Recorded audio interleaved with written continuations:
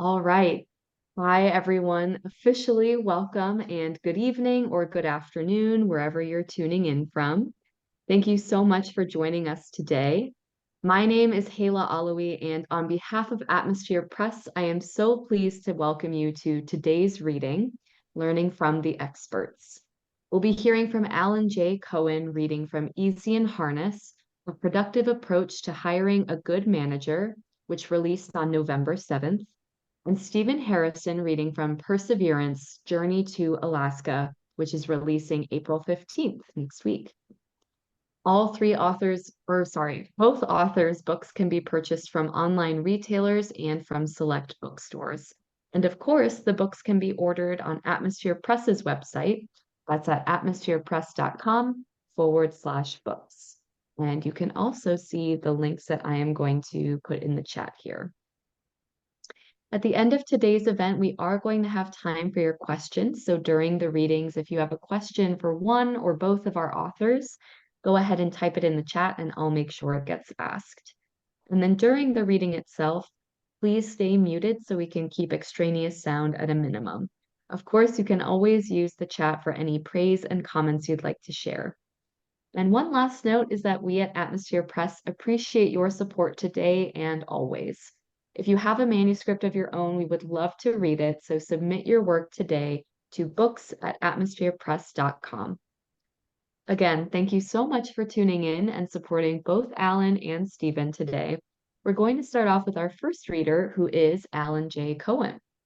Alan had a satisfying career in medicine, and prior to retirement, he was a primary care doctor, a teacher, a manager, and a medical school administrator.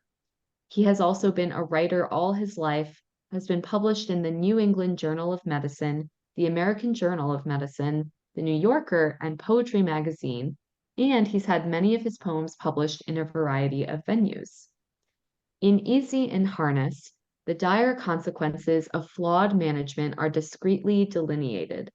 Cohen takes a constructive approach to addressing workplace dysfunction, provides pragmatic insight into its primary causes, and presents a range of relatively simple yet effective solutions to foster better relationships between management and employees. And now let's welcome Alan. Hello, everybody. I am going to read from relatively the beginning to get across basically what the book is about. Very little of the detail, but a general idea about the direction. And without ado, I'm just going to begin. Apparently, without design, fortune has furnished me with a varied education in the categories and hierarchies of labor.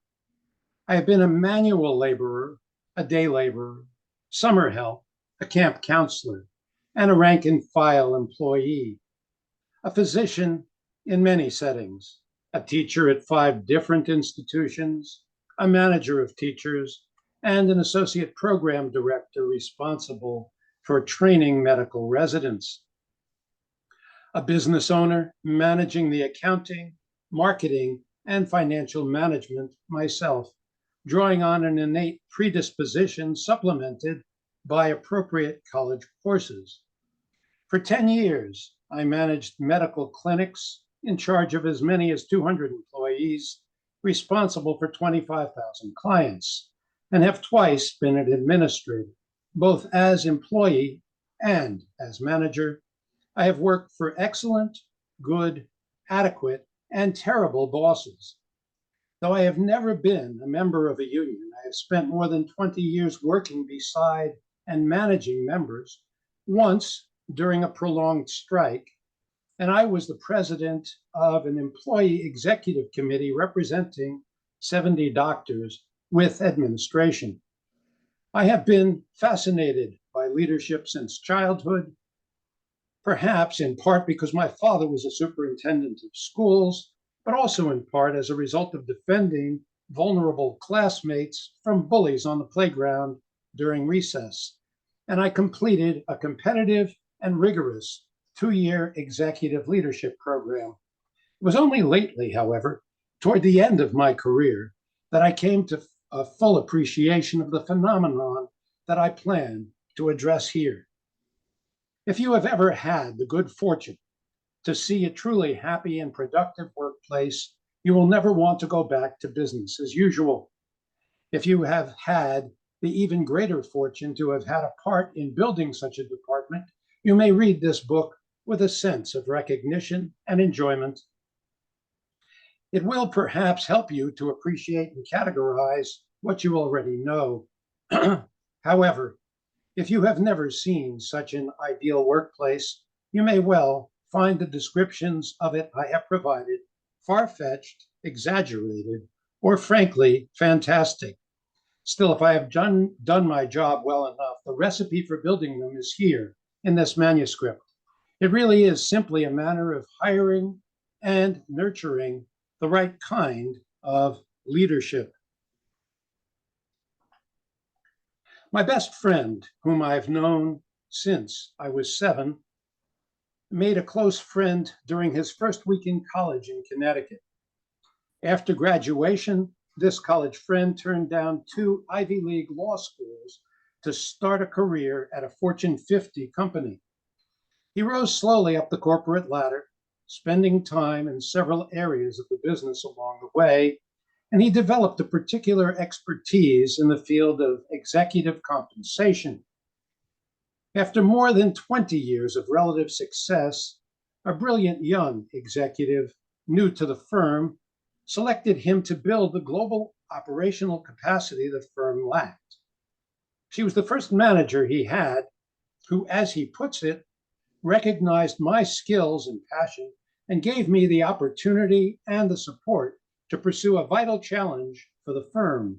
He excelled in this role and built a highly effective organization that succeeded beyond expectations. However, this supportive young manager died prematurely, and at nearly the same time, her boss, the executive officer of this corporate staff, retired. Where the former chief officer, a tough ex-Marine, was demanding and led through positive reinforcement and encouragement of his management team, his successor employed intimidation and threats and adapted the young woman's successor to this approach. After several years under this new management style, the college friend realized that he would never be able to accomplish what he wished to accomplish in this environment and retired after 32 years of service, though he had previously planned to work there for another 10 years. In his words, leaving is something that he would never have done had the management in the original firm not converted a successful, collaborative environment where everyone was willing to be accountable for their actions into one that felt so predatory and risk-filled, where creativity was squelched and the best leaders chose to leave the firm at a much higher rate. My sister-in-law studied for 5 years to become a food technologist. What she learned was primarily chemistry bench research, in particular, how to develop and modify flavors and how to improve food industry gums. She was really good at this, was getting incrementally better, and she loved to do it. She then had 6 jobs in food technology over a period of 20 years where she utilized these skills. Her employers all raved about her. She was industrious and inventive. She achieved many useful discoveries and modifications, helping her employers to flourish. Her evaluations were uniformly outstanding. However, her managers wanted her more as the years passed to meet with customers and market the products she was developing, often asking her to misrepresent the stage of development or the certainty of a result. She did as she was asked, of course, with sufficient success to satisfy her bosses, but she had no training in sales, nor was it something she wanted to do.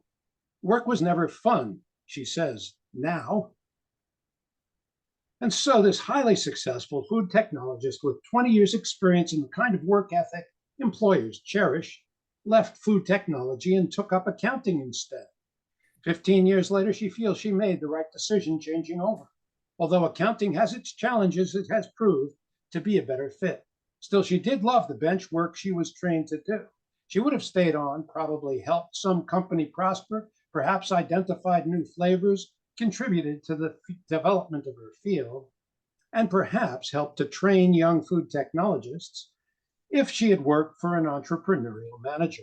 She would have responded to support as a dry plant does to rain, to someone who leveraged her training, empowered her, and let the sales staff sell the products she developed.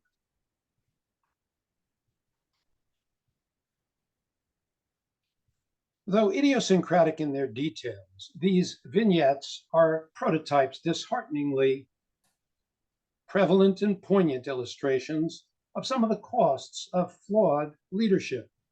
Employees leave, join competitors, even abandon the profession in which they trained to work, and they retire prematurely. Not everyone, though, has the resources, energy, or intrepidity to choose such healthy, if disruptive, alternatives. Imperfect management is almost certainly even more stressful for those who stay. However, the impact of their workplaces on employees who spend their lives working under stress, their working lives under stress, who feel, for example, unappreciated, fearful, abused, or threatened, is harder to quantify. Millions of employees cope with such stresses, but the coping capacities and stresses vary so much from one employee to another and from one workplace to another, they are difficult to study. Still, the studies that do exist suggest substantial mental and physical harm.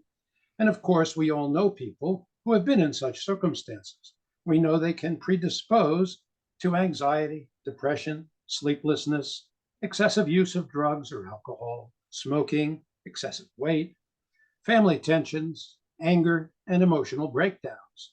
Such chronic stress is felt to predispose to post-traumatic stress disorder, PTSD, in as many as 1/3 of those exposed. And inevitably, such workplaces may also contribute to acting out, to divorce, criminal behavior, suicide, or homicide. It may help to have a global statistical picture of the possible impact of such stress. More than 155 million people work as employees in this country, about 1/2 the population. Most of them are employed in established workplaces and so potentially subject to the daily influence of the kinds of managers we have begun to consider. Last year, 2% of men and 5% of women had PTSD. Sometime during their lives, 5% of men and 10% of women have PTSD. And 30% of men and 26% of women who have served in the armed forces have PTSD. Clearly, sufficient stress can multiply the risk of PTSD 3 to 6 times. If workplace stress doubles the risk, it could be responsible for the occurrence of PTSD in some 2 million workers. Depression is just about twice as common as PTSD. Our workforce is also aging. Between 2000 and 2010, the number of workers over 55 grew by 65%, while the number under 55 grew by less than 2%. And this trend is expected to continue. By 2010, 66 million workers were over 45. As older workers are at the greatest risk of heart disease, that risk is growing rapidly for workers in stressful workplaces. 25% of the population has hypertension, 10% has heart disease, and 4% has had a heart attack. Studies suggest that workplace stress increases hypertension and heart attacks, with risk for either increased by 50%. Workplace stress may well be responsible for 7 million cases of hypertension, perhaps 1 million heart attacks, and 100,000 deaths from heart attacks each year. So employees who stay on in difficult workplaces may be at substantial risk. They often feel trapped and suffer from nonspecific symptoms, have problems with interpersonal relationships, or become ill.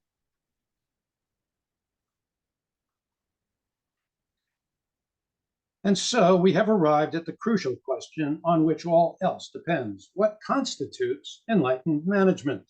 To put it another way, if success in business depends on productivity and management exists to optimize productivity, what kind of management will deliver the greatest productivity? This question has haunted our workplaces for generations. Properly considered, it is a question that plumbs the depths of what it means to be human. The subject has certainly been approached from many perspectives. There are countless surveys of workers and managers. There are numerous articles and books. Nearly all have arrived at multifactorial explanations and are circumspect in their conclusions, or frankly, fatalistic. Yet, despite all this industry, there is no accepted guideline that reliably identifies what is problematic and what works. What makes a bad manager ineffective and a good manager successful? How do we optimize productivity? Over the years, it has become increasingly clear to me that there is only one issue central to effective management. Is a manager authoritarian or entrepreneurial? If you come to agree, it will be a first step on the road to choosing from among various candidates the managers you want to hire. So I will further define these two fundamental management styles, address pertinent social and psychological forces, and consider how they make each approach more or less attractive. Discuss four other vital aspects of good management, examine management styles in the context of an actual workplace, consider various theoretical models, and provide detailed and specific suggestions for hiring good managers. I think I'll stop there. All right, thank you so much, Alan. And thank you, that section, Alan mentioned this to us earlier, that was kind of a really well wrapped section, and I really agree. That was a great insight into the book. So reading next tonight is Stephen Harrison. Stephen is a Hello, graduate everybody. of the My name University is of Steve. I graduated from the University of California, Santa Barbara in 1995 with a degree in accounting. And I actually started off as a chemistry major. And so I found that Alan's remarks about the chemist turned into an accountant kind of funny. I was a CPA for 15 years and lived in downtown San Francisco before I started a journey during COVID or towards the end of COVID to the great state of Alaska. It was a bucket list thing. I wanted to see my 50th state, so I took a month off work and rode my bicycle to Alaska. What I didn't realize when I left is I had left food in my refrigerator. I had left everything I owned in California, and I ended up moving to Alaska and leaving everything I owned behind. Arriving to Alaska on a bicycle with a little bike trailer and my camping equipment. So I pretty much started over completely. A little bit about the story. I lived in downtown San Francisco, in the same apartment for 15 years. It was a rent controlled apartment, and I had gotten out of being an accountant back in 2008, right around when the mortgage industry collapsed. There was a whole big thing. But anyway, to make a long story short, I started working for nonprofits, and my job immediately before leaving for Alaska was as not an administrative assistant, as a development associate for a nonprofit that delivered free groceries, home delivered free groceries to senior citizens and disabled people. I basically handled all the paperwork for our company for this nonprofit with the city of San Francisco, who we got 90% of our funding from. Anyway, during COVID, towards the end of COVID, I had the opportunity to take a month off work, and I got on my bicycle at 4 o'clock in the morning on June 11th and left for the great state of Alaska. And I'm going to read from you a portion from day 20 of my ride. And I am in upper state, Washington State. One of the things I will point out is that I started writing this book as a travel guide because I rode an electric bike to Alaska. And part of it was where I charge the bike. And so it's kind of the first part of this book, since I didn't know I was going to be moving to Alaska and changing my whole life, was written as a travel guide, kind of a journalized how I did this ride, what I was going through, where I was camping, etc. So towards the end of it, I realized that I wasn't going to go back. And the farther I got away from the city of San Francisco, the happier I was. And the more time I had to think about it, the more I realized I was ready to change my life and take another job and do something else. So when I pick up on the story and start reading, realize that this is kind of like reading a journal. There's a second and a third part where it kind of maps out for people who also want to. There's a lot of people that ride their bike from Seattle to San Diego every year. It's called the Pacific Coast Trail. There's probably about 20,000 people that do this.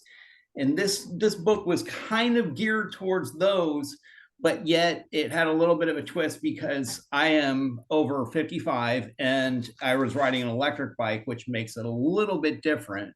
It's kind of a spiritual type of thing, telling people that, just because you're in your 50s or 60s does not mean you can't do this type of thing. It's very possible to ride an electric bike 50 miles a day and to camp and have a whole lot of fun. So I'm going to pick up on day 20th. It's Wednesday, June 30th, 2021. I was up early to make the 18-mile ride to Port Townsend before it got windy, hot, or both. It was an interesting ride into Port Townsend, which is an old lumber mill. I took the bike path, which winds through the outskirts of town and paralleled the main road. The bike path is both dirt and paved. It was early, and I passed joggers, a few dog walkers, as I dropped down into the harbor area where the local ferry was. I asked the local where the Coupeville ferry was located, and he pointed north. I traveled north until I found the terminal. I waited my turn to purchase a ticket for the ferry. I pulled in up to talk to the vendor, and he looked over my bike and trailer and smiled and asked if I needed stowage. That's funny because if I was a car or a motorcycle, my little trailer would have cost extra. But my tiny little trailer got on free, just like a small child travels for free. So did my trailer. I waited for about a half an hour, and I hooked up to an electrical outlet in the ferry terminal before a deckhand beckoned me and said the ferry was ready for walk-ons. I guess my bicycle did not count as a vehicle, and I walked on and parked my bicycle on the car deck. There was an electrical outlet there was an electrical outlet next to my bike, so I asked if I could plug in and charge my bike while we crossed the water. He looked at me puzzled and realized I was the first person to ever ask him that, and he allowed me to charge my bike while we crossed on the ferry. The short hop over to Coupeville was uneventful. We left the dock and we're about a quarter mile out to sea before I even realized we were moving. It was calm on the water, and it was early. There was no wind, and the water was still as a lake. I met people from the area and a few people passing through. We chatted about local events and the heat. Just to stop for a second, there was a 118-degree heat wave in Seattle the day before, and I was literally about 50 miles as the crow flies from the city of Seattle. That's why everybody was talking about the heat. The area and a few people, we chatted about the local events and the heat. When another bike rider asked me where I was going, I pointed north and told him I was headed for the border and hoped that the Mounties would let me through. Soon everybody was giving me their opinion on the border closure with Canada. Everyone had a different viewpoint, and there were a few Canadians on the boat who had gotten stuck on the United States side and were not allowed back into their own country. It seemed odd to me, but during COVID-19, it made sense. By the time I got on the ferry, there were 20 people. By the time I got off the ferry, there were 20 people who I had shared time with on the upper deck. They all waved goodbye and wished me luck. One person had an RV and told me about a campground 30 miles away called Cranberry Lake. He said it was a nice place, and him and his wife were traveling there. I waved goodbye to them, and I said I'd probably see them later that evening, and I did. I saw them as I rode by on my paddleboard. I saw them on the shoreline. I had been trying to rent a kayak and a paddleboard since the second day of my journey. Now on my 20th day, I had finally found a lake that in a paddleboard rental place that was open. Most of the places were closed due to COVID-19. The big question was, should I rent a paddleboard or a kayak? I have ridden many kayaks in my life, but I'd never been on a paddleboard. I chose a standard paddleboard and received a 10-second instruction by the vendor. Life jacket and a bottle of Gatorade in hand, I ventured out onto Cranberry Lake in upstate Washington. It was fun. I paddled the whole lake, which was not very big, and I enjoyed myself immensely. For the hardcore adrenaline junkies, this is not your sport. For the weekend warrior and general couch potato, this is a great sport. It was not very challenging, but it was fun. You can cruise around the lake quickly, and I hear that there's other paddle boards for the ocean, which might be a little more exciting. I went back to shore and met visitors passing through. They were from San Diego, and I told them I was from San Francisco and where I had started on my bike ride. They were impressed with how far I was ridden. I had really not thought very much about it because I approached each day as a separate journey. My daily destination didn't really matter. Whether or not I arrived or not at my intended destination did not matter to me. I needed to be in Bellingham by the following day because the ferry left every Friday for Ketchikan, Alaska. I thought that my trip was over. The Canadian border was still closed, and they had announced that it was going to open on July 5th, 2021, just that day, but only to Canadian citizens. I remember the couple from Canada who were complaining about not being able to get back into their country. I knew they would be happy, but I was still out of luck.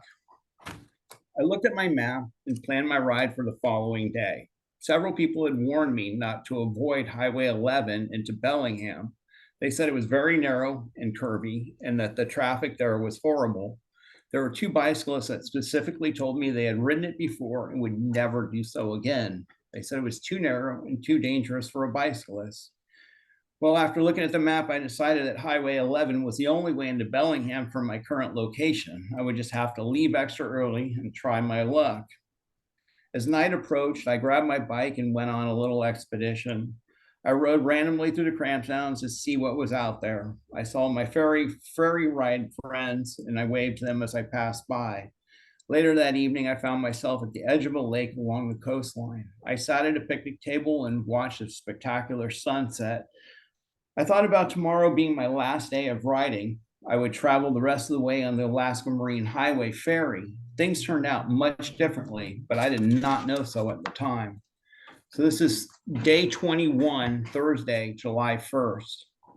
The first element of the day was cold coffee. The instant coffee crystals did not dissolve in the cold water. Cold instant coffee with chunky undissolved crystals is not a good way to start your day. My brain did not process the fact that the gas station was still closed at 5:15 in the morning and the station was dark. The dark, chunky coffee crystals finally dissolved after about 4 or 5 miles. I rode without electricity to warm my bones and my muscles. It was a beautiful morning, zero wind as I crossed Deception Pass. The only problem with the road, it was turning into a 2-lane highway with a whole lot of traffic. People were now heading to work, and I was now in a very populated area as I had taken the scenic route with fewer people and much less traffic the whole ride. Debris, rocks, pebbles, wood, sticks, glass, nails, cans, and bottles were everywhere. I dipped and dodged along the side of the highway, and I was traveling quickly, trying to stay as visible as possible to oncoming traffic. It slowly became unnerving in the early morning commute.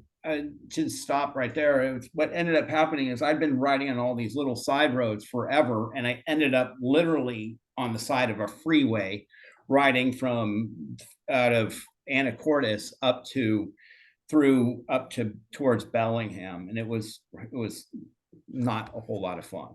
I pulled into a gas station to grab some breakfast, and at 7:30 a.m., the gas station attendant took one look at me and said, "Please be careful out there."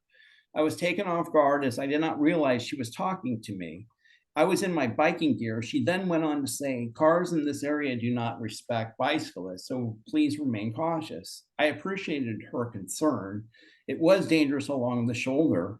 She was obviously from the area and spoke from the heart. I told her I would be careful. I was turning left and heading north in 2 miles. She asked what road I was taking and said that it was better than the freeway, but to please be careful. I thanked her. I was deeply touched by her sentiment of a total stranger. She looked right at me like she knew me, but we had never met. Her warning became apparent quickly. She was correct. It was extremely dangerous along the side of the freeway. I knew without her telling me, but it was the only road in the area. A bike path would have been heaven sent. The area was crisscrossed with waterways, streams, gullies, and irrigation ditches, and the highway was the only way to get from point A to point B. I passed Edison, Washington somehow. I had missed my turn and ended up in a dead end near an art studio. It wasn't a scary neighborhood. It was a right place to make a wrong turn. So I turned around with little effort of finding my way back and pedaled through the town. I saw a little breakfast place and stopped. I looked for an easy electrical outlet hookup so I could charge my bicycle, but seeing none, I rode on. I still had 40% of my battery, but knew I should top off before riding Highway 11. People had warned me not to ride the road, so I wanted to have full power if necessary. I was about to leave Edison. I passed a roadside coffee shack. There was a post office and a shop in the area, so I pulled in, circled the post office, and looked for an electrical outlet. I did not see one, but passing the shop, I saw an electrical plug in the rafters. I was getting good at spotting electrical outlets, so I stopped to charge my bicycle. The charger hung in the air and dangled from the rafters about 2 feet above my bike. It was not very discreet, but I had plugged in anyway.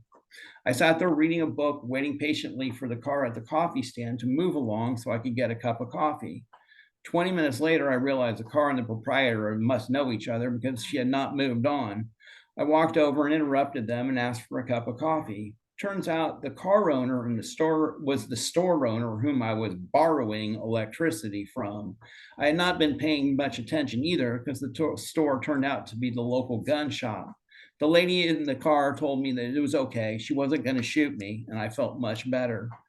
I'm going to stop there, but that gives you an idea that I was just writing, like kind of journalizing everything. And what ended up happening is later that day, I was riding into Bellingham to the ferry terminal. I had about 15 miles left to go. And I felt like, had just won the Tour de France. I'd just finished a 1,700-mile bicycle ride. And what turns out is I had been misled due to COVID-19. A website that had offered ferry tickets had not updated their site in over a year because they had gone out of business. And I ended up arriving in Bellingham at the ferry terminal the day after the ferry had left, not the day before the ferry was going to leave for Alaska. So I ended up being in Bellingham and northwestern corner of Washington State for a week waiting for the ferry. And I write much more about what I went through during that week, just the whole letdown and everything. And what ended up happening is when I went onto the website to book my ticket to Alaska, which I should have bought it ahead of time, and then I would have known I was a day late. But I ended up applying for a job. And what happened was I applied for a job. The ferry came 5-6 days later to pick me up. And when 2 days through going through Canada, I got off. So we're looking at about 8 days after I applied for the job. I walked off the ferry and got an email from him within 5 minutes of being in Canada. 5 minutes of being in Alaska, I was offered a job with the state of Alaska, where I currently work, and I am still working, and that's where I am right now in Alaska, working for the Alaska Marine Highway. That's All it. right. Thank you, Stephen. And I mean, I think that's really a testament to just the smallest things or the smallest changes can really have such a big overall trajectory effect. Oh, So, yeah. If it yeah. wasn't for me missing my ferry, I would not be living in Alaska. All right. So at this time, we do have some time for our audience Q&A. So if you are in the audience and you have a question for one or both of our authors, go ahead and type it in the chat or send it to me directly, and I'll make sure it gets asked. We do have a couple of questions to start with. So this first question came in for both of you. This question is, when did you know you needed / wanted to write your experiences into the book that you've presented today? So maybe we'll go in reading order. Alan, do you want to start us off with this one? Sure. I began to realize that my involvement in the various places that I worked was creating a sense for me that I eventually defined as the difference between entrepreneurial and authoritarian managers. The autocratic folks drove me crazy. And I really felt like as I took the course that I was involved in at the VA in management, that this issue was not addressed. So it seemed like an area that hadn't actually had appropriate addressing. And I figured that part of the reason was that there's a tendency on the part of the people who are autocratic to prefer their underlings to be loyal rather than necessarily effective with the people under them. And they often encourage people, even when they say they're interested in entrepreneurial management, they encourage people to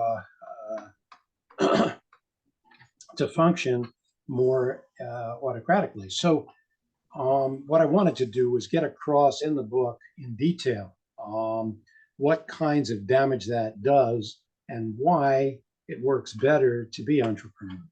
That was how I ended up. I just wanted to get this all across.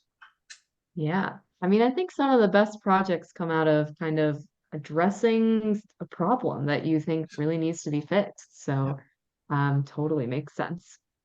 Stephen, how about you? When did you know that these rather journalistic entries it was time to publish them in a book? So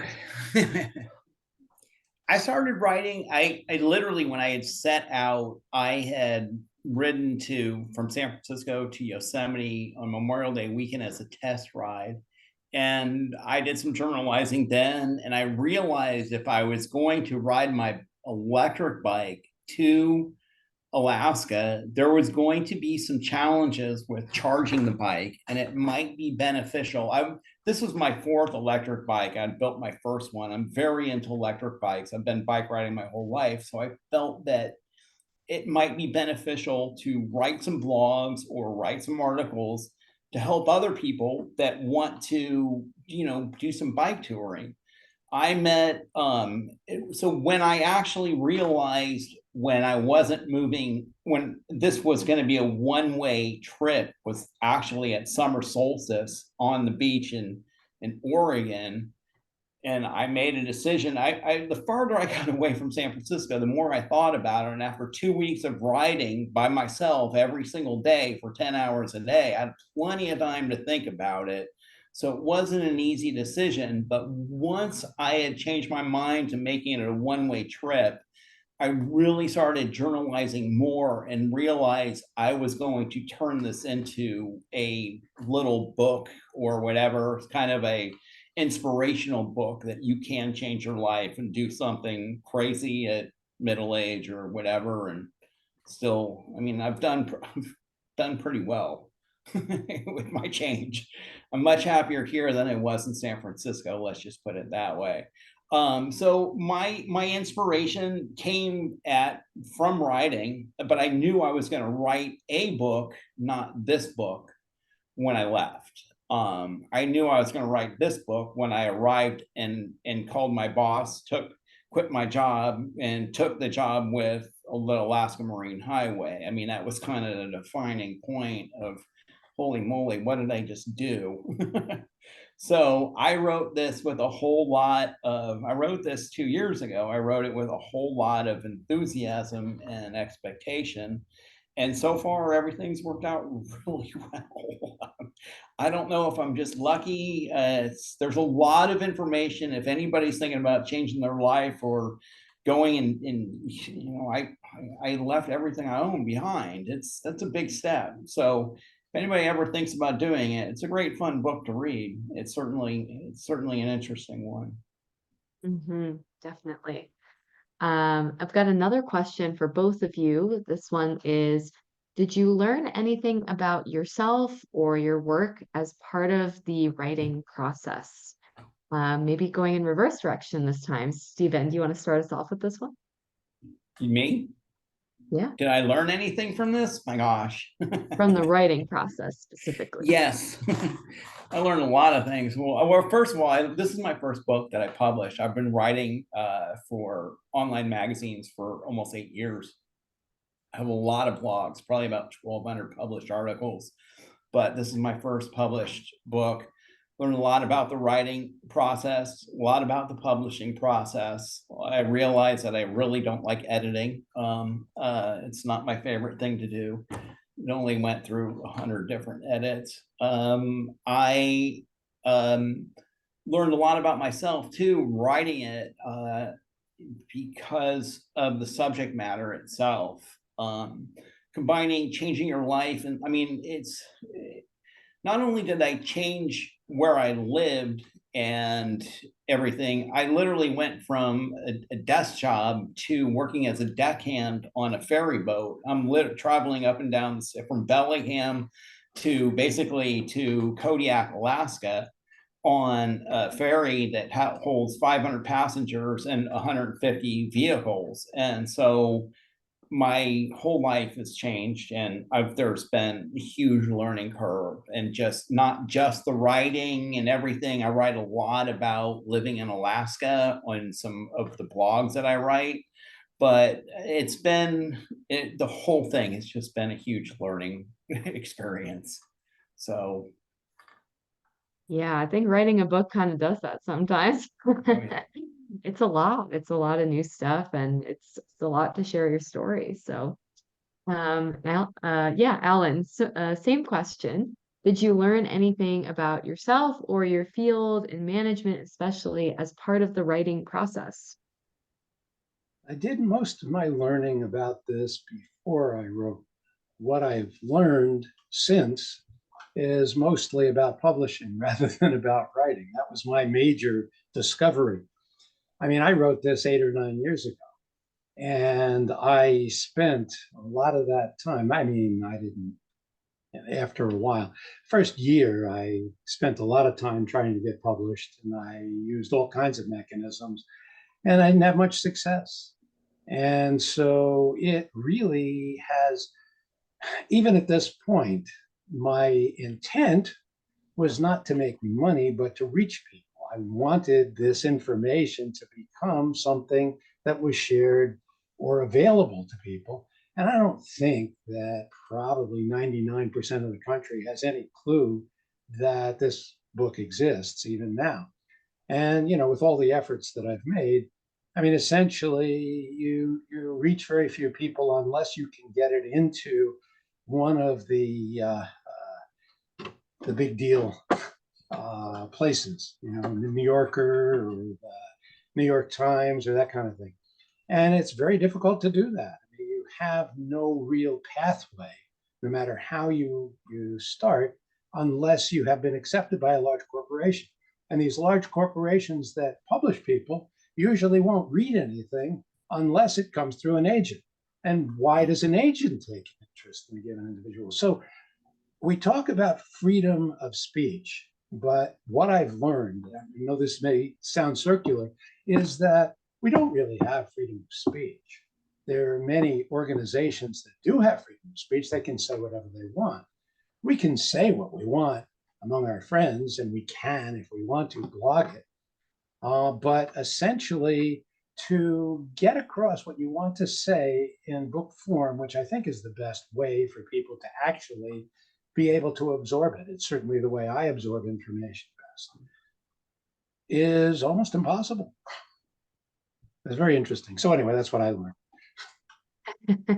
The publishing industry certainly has a number of its challenges, as you said. Has We become, have a, can I say just one last thing? yeah, It's go become ahead. much worse since Amazon has taken over most of it. Okay, I'll stop. The A word, Amazon. But rest assured, I totally know where you're coming from for sure.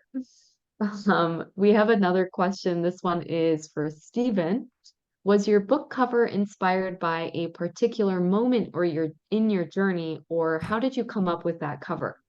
Can you see it? That is my bicycle. So anyway, what ended up happening is on the very last day of me writing this book, I wrote it. I basically kept continuing writing my journal until I accepted the job with the Alaska Marine Highway. I called my boss, quit my job. It took me about 3 days while I was in Ketchikan to find an apartment. And this picture in my bike, there is a trail called Perseverance at Lake Ward in Ketchikan. And this is where I stayed for 2 nights while I was looking for an apartment and making my decision. And the book was really supposed to be called Journey to Alaska, but there was a whole lot of perseverance in my travels. So it just so happened that I had that picture and they photoshopped Journey to Alaska into the sign, and it's very apropos of my journey to Alaska. I did it on a bicycle, and it's and that's pretty much what it looked like. If you look at the cover, it's very forested, and I mean that was me riding my bicycle every day for a month to get to Alaska. That's how my book cover was picked. Yeah, I didn't realize it was just that close to the real thing. Oh That's yeah, really amazing. it's literally 5 miles from where I'm sitting right now. Oh, wow. Yeah. Amazing. Okay, we've got another question. This is for Alan. Knowing what you know now, if there's one thing you could have told your younger self before embarking on your professional career, what would it be? Ooh, Just one thing. I know it's a big question.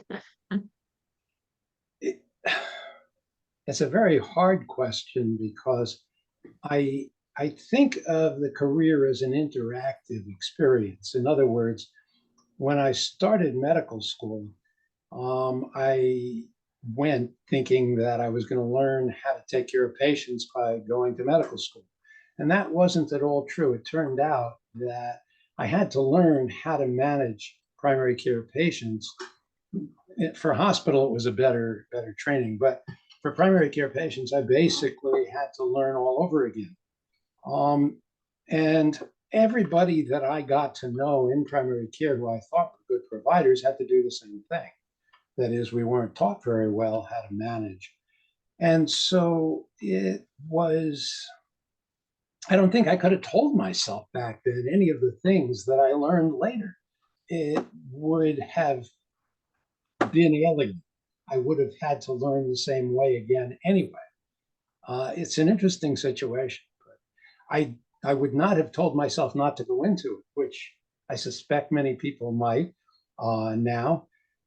And I probably wouldn't have said to try to move in a particular direction because I went into teaching kind of when it was time. I somewhat by chance ended up becoming a manager of teaching, and the same kind of thing happened again when I became a manager of department. So I would say that it's hard to look back and say that in this case I could have helped. Would have had to go through the same thing anyway. Well, at least that's a little bit more positive than some people might say, as you Yes, mentioned. I actually All think right. it worked out very well. I was lucky. Oh, good. Yes, that's always good to know, looking back. All right, so those are all the questions we've received. So I just want to say at this time, it was really great to hear both of you read for us. and to bring your books to life in the voices of their creators. So thank you so much to Alan and Stephen for being generous with us today with your words and your thoughts, and of course, your books. And thank you to everyone in the audience for being here with us as well, so we could celebrate these authors together. Don't I forget can that you take can one order. second. Can Oh, I go say ahead. one Yes. thing? I want to thank the people who I know who are on to say hello to everybody, because it's different from being on stage where you can't do that. Anyway, sorry to Glad to be interrupt. here, Alan. Thank you. Absolutely. Yeah. No, seriously, thank you to everyone for joining us today. And don't forget that you can order Easy in Harness and Perseverance Journey to Alaska from the links that I've just put in the chat one more time. And please also consider checking out atmospherepress.com, where you can browse our new and forthcoming releases, sign up for our email newsletter, or submit a book manuscript of your own. You can submit your work to books@atmospherepress.com and let us know that you attended today's event. But until then, we'll look forward to hearing from you and have a great rest of your week, everyone.